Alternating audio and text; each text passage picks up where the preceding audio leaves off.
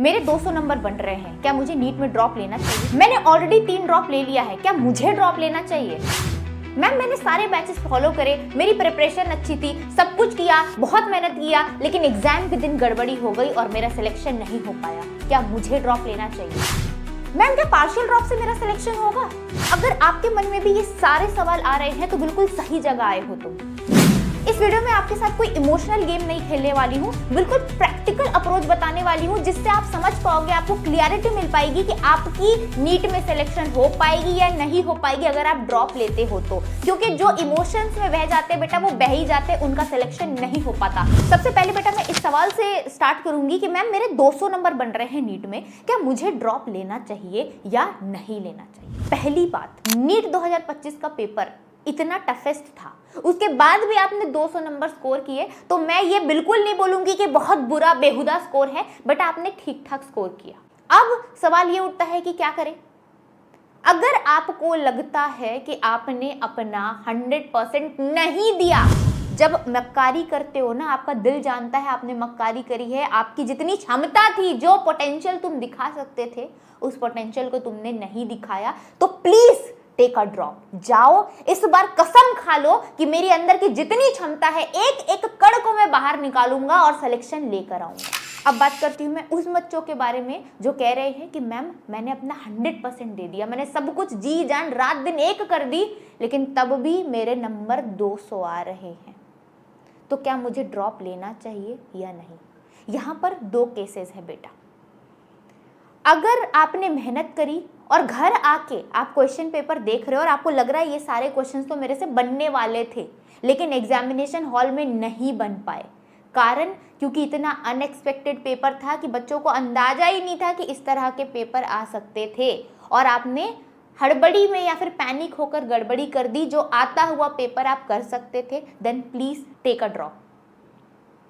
लेकिन आप उस कैटेगरी वाले बच्चे हो जिन्होंने एग्जामिनेशन हॉल में भी अपना 100% दिया, आप काम रहे, आपने आराम से पेपर सॉल्व किया, लेकिन फिर भी आपके नंबर 200 बन रहे हैं, देन बेटा बहुत प्रैक्टिकल बात कहूंगी, देन अवॉइड दिस। क्योंकि आपने प्रिपरेशन भी अच्छी करी, आपका टेम्परामेंट भी अच्छा था एग्जाम में, इससे ज्यादा आप क्या ही कर सकते थे, तो देन प्लीज अवॉइड दिस। और मैं एक चीज आप लोगों को डंके के चोट पर बोल सकती हूँ बेटा कि नीट सब कुछ नहीं है, लेकिन आप ऑलरेडी सक्सेसफुल इंसान बनने के लिए रेडी हो चुके हो, क्योंकि तुमने मेहनत करी है इतनी ज्यादा, और मेहनत और ज्ञान कभी भी वेस्ट नहीं जाता है। ये लिख कर ले लो, आपकी मैम कह रही है, कभी वेस्ट नहीं जाता। अगर आपने मेहनत करना सीखा है तो कहीं और ये मेहनत रंग लाएगी, लेकिन रंग जरूर लाएगी, और नीट नहीं हुआ तो इससे कुछ बहुत बढ़िया ही होगा। ये मैं आपको ऐसा नहीं आश्वासन दे रही हूँ, ये रियलिटी है, मैंने खुद ने फील करा है, मेरी खुद की कहानी है। तो लिख कर ले लो कि अगर नीट नहीं हुआ और तुमने खूब मेहनत करी है तो भगवान तुम्हें कुछ इससे भी बेहतर देने के लिए प्रिपेयर कर रहा है।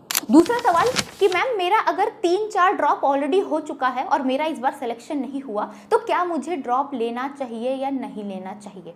बेटा सबसे पहली बात मैं एक बात बोलूंगी आपको कि अभी जो नीट का पेपर है वो अनलिमिटेड अटेम्प्ट वाला है। ये ऑलरेडी बहुत बड़ी गोल्डन अपॉर्चुनिटी है जिसको हम इस्तेमाल कर अपना फ्यूचर ब्राइट कर सकते हैं। अब सवाल ये उठता है कि मैम हमने ऑलरेडी इतना ड्रॉप ले लिया, क्या हमें एक और ड्रॉप लेना चाहिए? क्या ये वर्थ इट होगा? मैं आपको एक सिंगल लाइन बोलूंगी बेटा, 110% वर्थ इट होगा।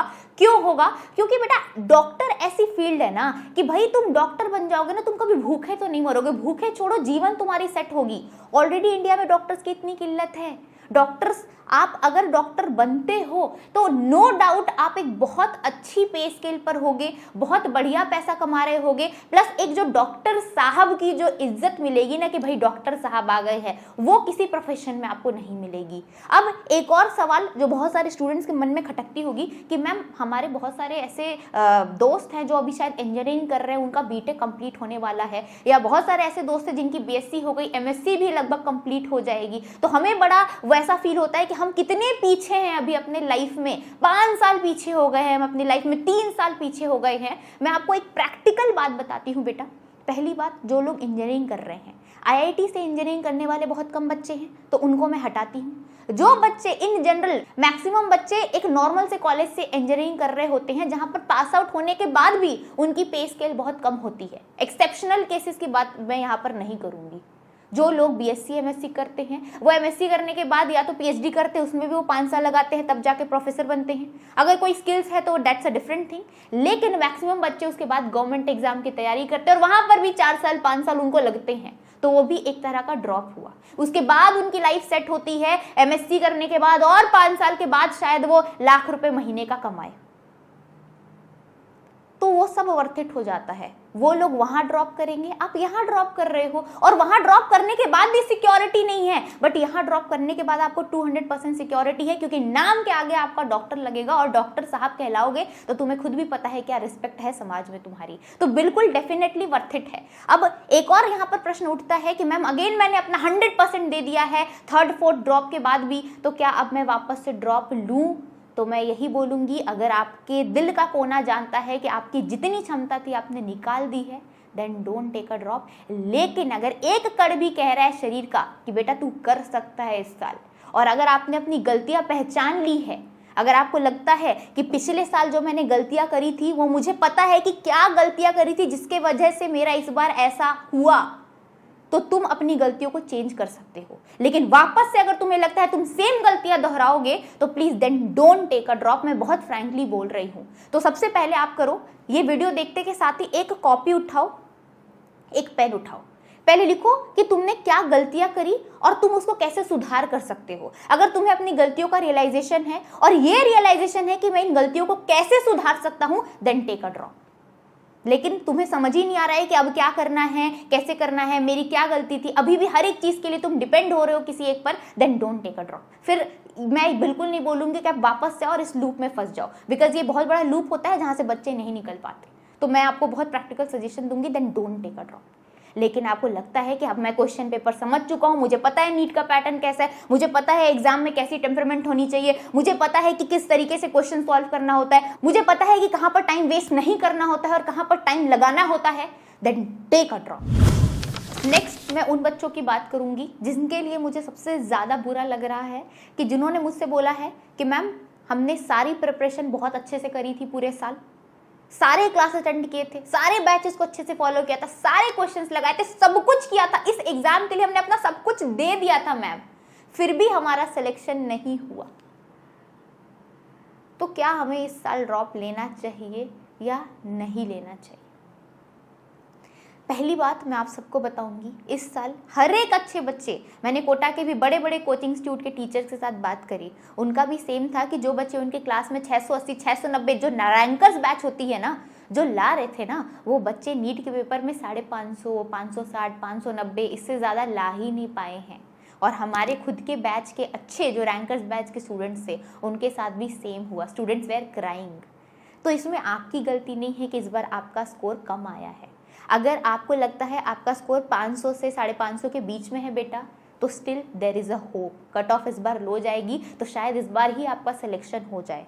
लेकिन अगर आपके नंबर 480 490 इस तरह के बन रहे हैं या 450 बन रहे हैं, कहीं से भी खुद को लूजर मत समझना, क्योंकि आपके नंबर बहुत ज़्यादा है, अभी भी चांसेस है। अगर आप कैटेगरी में हो तो भी चांसेस है, या फिर और जो डेंटल वगैरह जो ब्रांचेस होते हैं उसमें आपके पूरे पूरे चांसेस है। लेकिन तब भी आपका दिल कहता है कि मुझे मैम MBBS ही करना है, तो मैं आपको सच बताती हूँ बेटा, आपसे हो जाएगा। इस साल भी आपसे हो जाता। आपके नंबर जो 480 450 आ रहे हैं ना, आपके नंबर और 100 बढ़ते। क्यों नहीं बढ़े? क्योंकि आप तो ये एक्सपेक्टेशंस लेकर गए थे ना, आप क्या सारे टीचर तो ये एक्सपेक्ट कर रहे थे ना कि नीट का पेपर जैसा आता है उसमें जब बेटा पूरा पेपर सॉल्व हो जाएगा किसी बच्चे से, 680 नंबर 650 नंबर आएंगे, तब जाके उनका सिलेक्शन होगा। तो आप तो एग्जामिनेशन हॉल में इसी माइंड के साथ गए थे। लेकिन इस माइंडसेट के साथ जाने से प्रॉब्लम क्या हुआ, जब क्वेश्चन लाइन से आपसे नहीं बने तो आप घबरा गए, आपको लगा अब तो हमारा सिलेक्शन नहीं होगा। उस टाइम पर आपको ये फील नहीं आया था ना कि पेपर बहुत टफ और कट ऑफ बहुत लो जाएगा। आपको तो यही था कि मैम कट ऑफ तो इस बार भी हाई है, तो मतलब हमारा सिलेक्शन खत्म। तो आप जो इतने होप के साथ गए थे, जो टेस्ट वेस्ट में जो नंबर आपके बनते थे, वो अचानक से होप वहां पर चकनाचूर हो गया। तो आपको एकदम से झटका लगा एग्जामिनेशन हॉल में, जिसको आप संभाल नहीं पाए और आपके नंबर जो और 50 नंबर ऐड हो सकते थे वो और लो हो गए। तो it is not because of your preparation बेटा, it is because of the changes in the paper, और जो पैनिक आप जो हो गए थे पेपर के दौरान, ये इसका नतीजा था। तो नेक्स्ट ईयर जब आप जाओगे विद द सेम प्रिपरेशन और बेहतर प्रिपरेशन के साथ, अगर सेम लेवल का भी क्वेश्चन आए ना तो भी आप बेटर परफॉर्म करके आओगे, क्योंकि आप इससे रूबरू हो, आपको पता है कि ऐसा हो सकता है। तो जब इंसान को पता होता है ना कि यार ऐसा हो सकता है, तो इंसान पहले से अवेयर होता है, अलर्ट होता है, तो बेटर परफॉर्म करके आता है। इस साल आप अलर्ट नहीं थे, अवेयर नहीं थे, तो आप डेफिनेटली एक ड्रॉप लो, आपका सिलेक्शन जरूर होगा बच्चे। एक और सवाल जो बहुत सारे बच्चे मेरे से पूछते हैं कि मैम क्या पार्शियल ड्रॉप से मेरा सिलेक्शन होगा और पार्शियल ड्रॉप लेना चाहिए? तो इसका सीधा सीधा आंसर मैं दूंगी। यहाँ पर दो कैटेगरी है। अगर आपको लगता है आपके नंबर 200 बन रहे हैं, 250 बन रहे हैं और आपकी प्रिपरेशन अभी इतनी अच्छी नहीं है, आपको सब कुछ बेसिक से समझने की जरूरत है, then please don't go for a partial drop. फिर आपको फुल टाइम डेडिकेटेड रखना होगा 1 साल केवल और केवल नीट के लिए, क्योंकि इसमें ही आपकी बहुत ज्यादा समय लगेगी।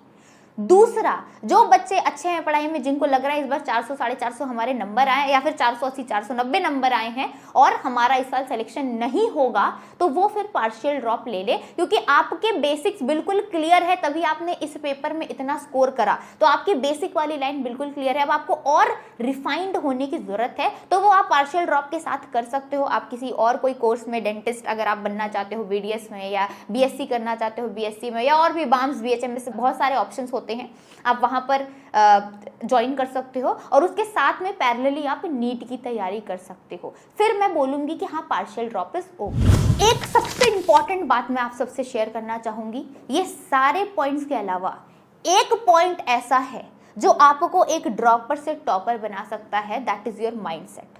बहुत सारे बच्चों के साथ प्रॉब्लम क्या होती है, सब कुछ बढ़िया होता है, बच्चा पढ़ाई में बहुत अच्छा होता है, बट वो एक विक्टिम ड्रॉपर मेंटालिटी के साथ अपनी एक नीट की प्रिपरेशन कर रहा होता है। उस प्रिपरेशन के दौरान सबसे पहली बात है वो बहुत दुखी होता है, और जब आप किसी भी चीज की तैयारी कर रहे हो और आप दुखी मन से कर रहे हो, आपका सिलेक्शन हो ही नहीं सकता, आप अपना 100% कभी दे ही नहीं पाओगे। तो खुश रहना बहुत इंपॉर्टेंट है। जो एक ड्रॉपर ईयर में बच्चा खुश नहीं रह पाता, हमेशा वो पास्ट एक्सपीरियंस में, पास्ट में मेरा नीट नहीं हुआ था, घर वाले हमें ताना दे रहे हैं, हमारे दोस्त हमसे आगे बढ़ गए हैं, रिलेटिव्स हमें कॉल कर रहे हैं, तो इस टेंशन के साथ, इस बर्डन के साथ जब भी तुम नीट की तैयारी करोगे, 200% मैं श्योर हूं, क्योंकि ये एक्सपीरियंस मैंने किया है, आपका सिलेक्शन नहीं होगा।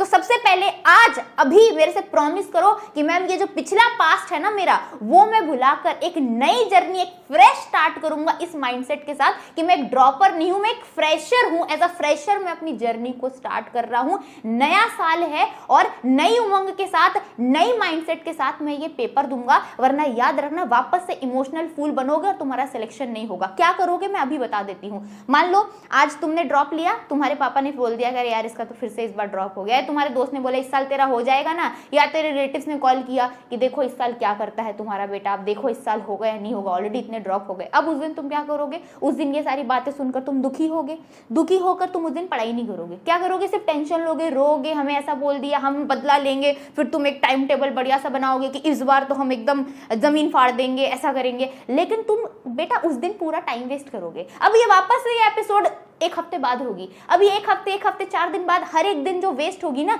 ये बहुत बड़ा पाइलअप होकर आपका बहुत बड़ा बैकलॉग क्रिएट करेगा, जो आपकी नीट के जर्नी में हिंड्रेंस पैदा करेगा।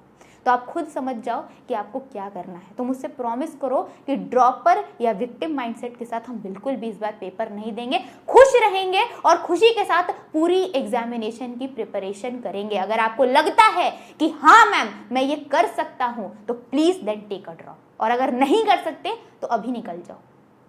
तब तुम्हारे अंदर जिगरा ही नहीं है डॉक्टर बनने वाला, तो तुम अभी इस गेम से आउट हो जाओ।